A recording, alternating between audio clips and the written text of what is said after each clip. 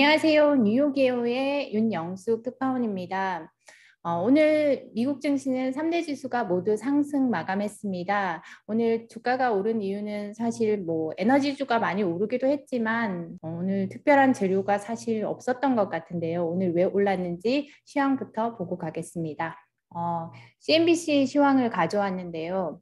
다우지수가 0.7% 오르고 S&P 500 지수가 0.8%가량 올랐습니다. 그리고 나스닥 지수는 0.8% 상승했네요. 3대 지수가 모두 오름세를 보였는데요. 한 8시 반쯤에 뉴욕 연은이 발표한 엠파이어 스테이트 제조업 지수가 나왔습니다. 이 제조업 지수가 34.3로 그 시장의 예상치인 18보다 훨씬 크게 나왔습니다. 원래 이 숫자가 0을 넘어서면 경기가 확장 국면에 있다는 의미인데요. 그러니까 경기가 아주 빠르게 확장되고 있다는 의미로 해석되면서 오늘 시장 분위기가 좋았던 것 같습니다. 그리고 오늘 그 WTI 유가가 3% 이상 올랐습니다. 그 유가가 오르면서 관련주들도 오늘 크게 올랐는데요. 에너지주가 오늘 그 섹터에서 한 3.9% 정도 오르면서 지수 전체를 끌어올렸습니다. 에너지 관련주가 오르면서 에너지 실렉트 섹터 SPDR ETF 가격도 오늘 3.7% 올랐네요. 그리고 미국 국채 금리가 오늘 소폭 올랐는데요. 그러면서 은행 관련주들도 상승했습니다. 그리고 오늘 아까 제조업 지수가 이제 좋게 나오면서 그 GE나 캐터필러 같은 이제 산업 관련주들도 상승했습니다. 개별 종목 중에는 마이크로소프트의 주가가 1.6% 올랐는데요.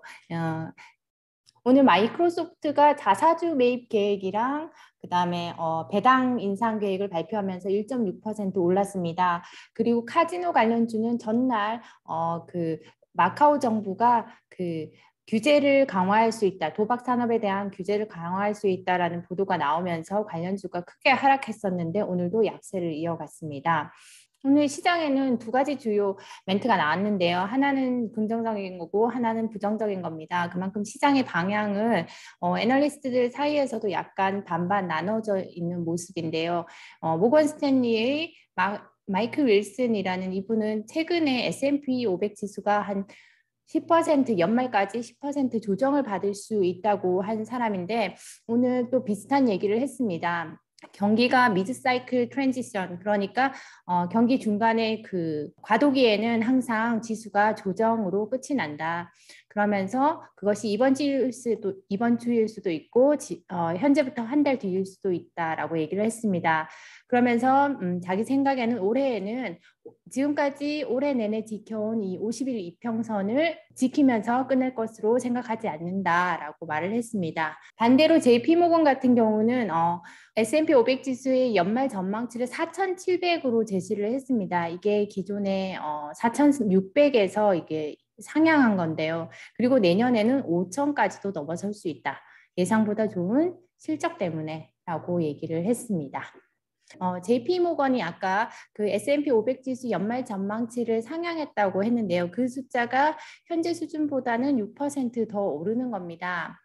구체적으로는 연말 목표를 4,600에서 4,700으로 상향을 했네요. 그리고 최근에 그 경기 하향 추세, 이 경기 둔화는 델타 변이에 따른 것으로 일시적이다라고 봤습니다. 그 JP모건의 전략가는 어떻게 얘기를 했냐면 결국은 내년에 어느 순간에는 5천까지 지수가 오를 수 있다라고 봤고요. 이 5천은 전날 마감가 대비 12.5% 높은 수준이라고 합니다.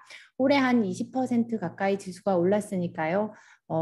거기에 이제 연말까지 6% 추가로 오르고 그리고 내년에도 한 10% 이상 오른다는 얘기입니다. 그런데 반면에 JP모건은 주가가 오른다고 하고 있지만 아까도 말씀드렸듯이 모건 스탠리나 RBC 같은 경우는 연말까지 주가가 10%가량 조정을 받을 수 있다고 얘기하고 있고요.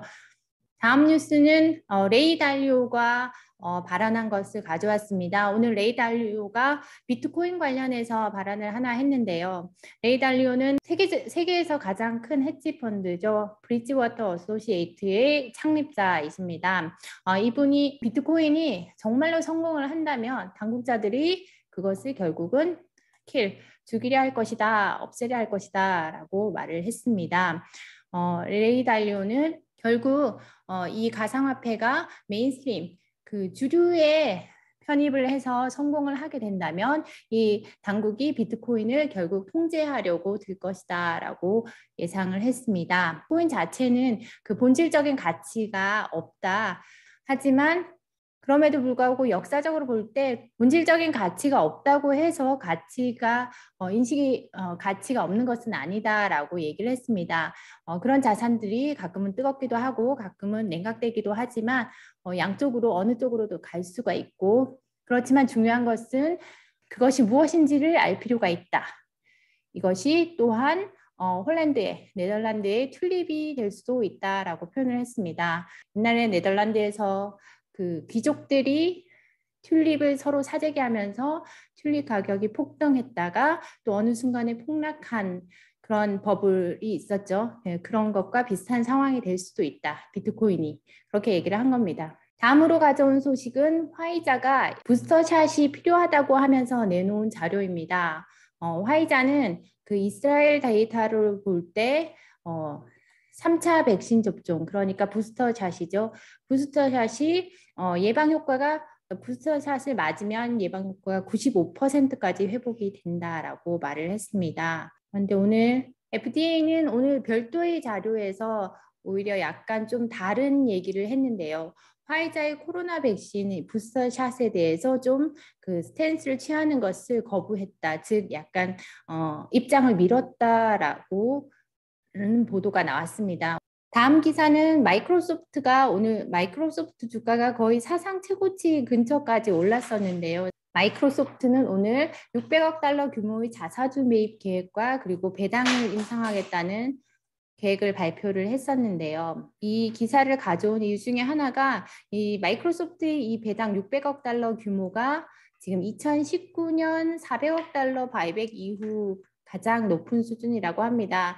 최근 들어서 마이크로소프트는 올해 들어서, 그러니까 6월 30일로 끝난 회계 연도에 한 200억, 30억 달러어치의 바이백을 이미 했었는데요. 그럼에도 불구하고 대규모 바이백 이 계획을 발표한 이유가 월스트리트저널은 이렇게 분석을 했습니다. 지난주였죠. 미국 상원의 민주당 의원들이 주식 바이백에 대해서, 이렇게 상장사의 주식 바이백에 대해서 2%의 소비세를 부과하는 법안을 제안을 했습니다. 이 조치가 세금을 부과하겠다라고 한 조치가 나오고 나서 바로 마이크로소프트가 600억 달러 규모의 자사주 매입 계획을 발표를 한 겁니다. 그리고 오늘 배당도 분기 배당 같은 경우는 56달러에서 56센트에서 61센트로 상향을 했습니다. 이거는 11월 18일까지 주식을 보유한 투자자들은 12월 9일에 받을 수 있다고 하네요. 네, 제가 준비한 소식은 여기까지입니다. 감사합니다.